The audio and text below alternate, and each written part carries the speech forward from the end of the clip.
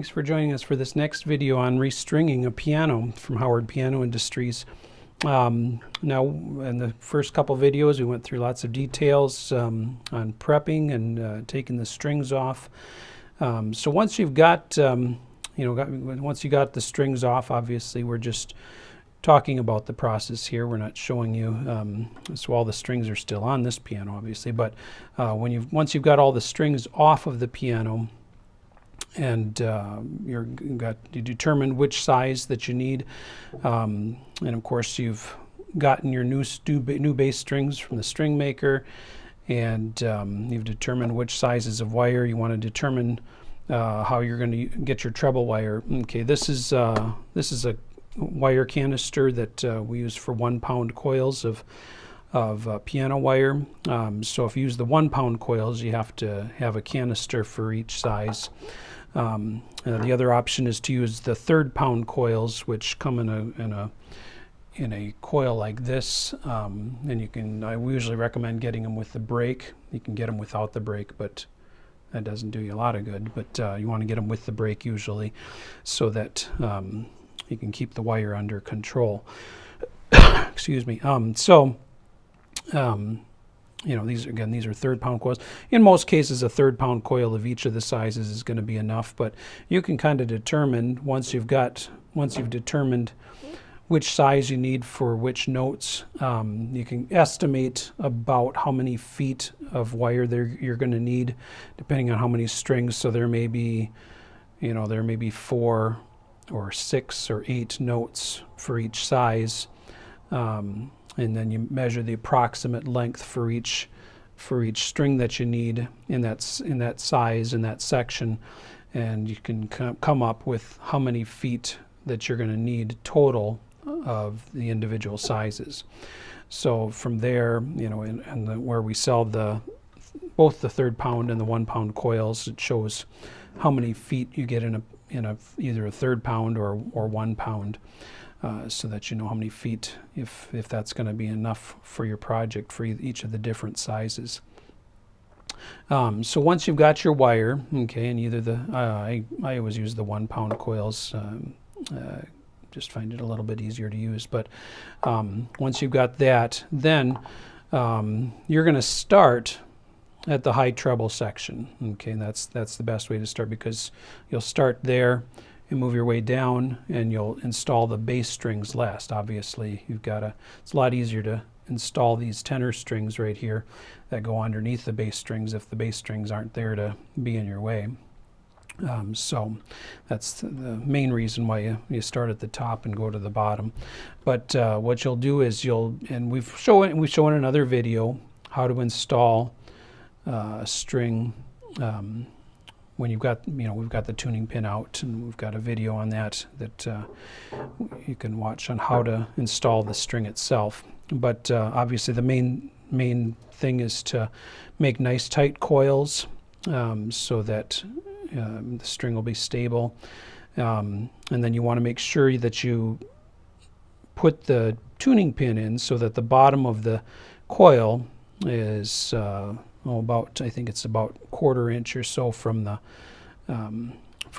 top of the plate. Okay, so once you've coiled your let's see, grab a couple tools here. Once you've coiled your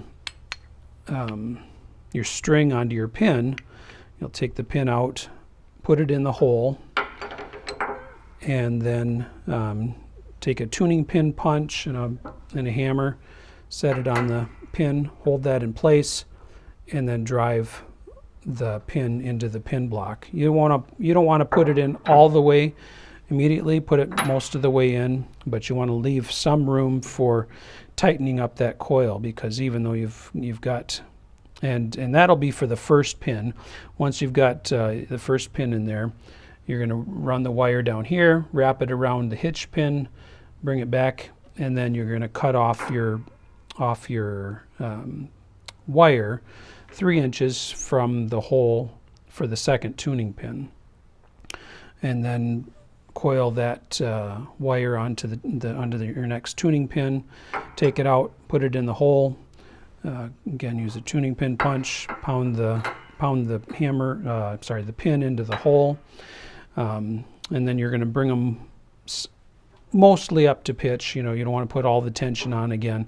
You don't want to put too much tension in one section. Okay, but you'll bring them so that your coil is fairly tight. Now, it won't be up to pitch yet, but at least you'll have the tension on it to hold that coil in place.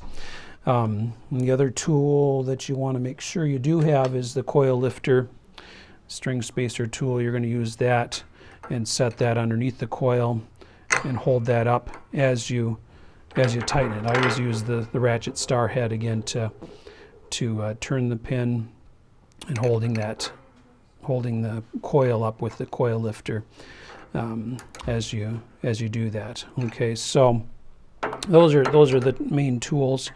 I've got a stringing hook too here that is handy as well. So that's another tool that I use sometimes. So, and then once you've got the other tool, which we don't actually sell these pliers, but you want to have something to squeeze the becket. The becket is the place, and we show this in this video showing how to install the string. The becket is the point where the string bends and goes into the hole of the tuning pin.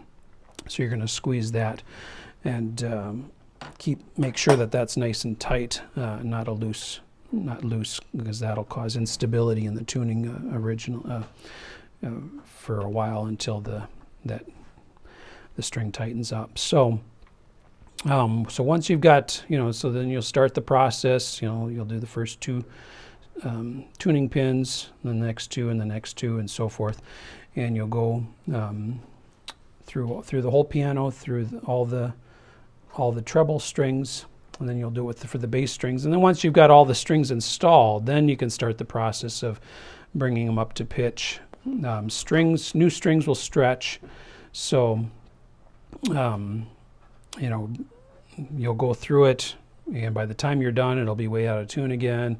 So you're not going to try to fine-tune it or anything initially, but you're going to be going through and pulling up and getting close to pitch, and you'll have to go through this several times with the new strings until it starts to stabilize. But once you got that, and of course, as we talked about before, you put the strings on, you want to, if there's hitch pin punchings or felts that go in here, you want to do all that first. Gluing the felts on, you don't have to glue the hitch pin punchings on. The string tension will keep them in place. But that's the process of installing the strings, as far as a basic oversight of how the process is done. But if you have any questions, feel free to let me know. Our website again is howardpianoindustries.com.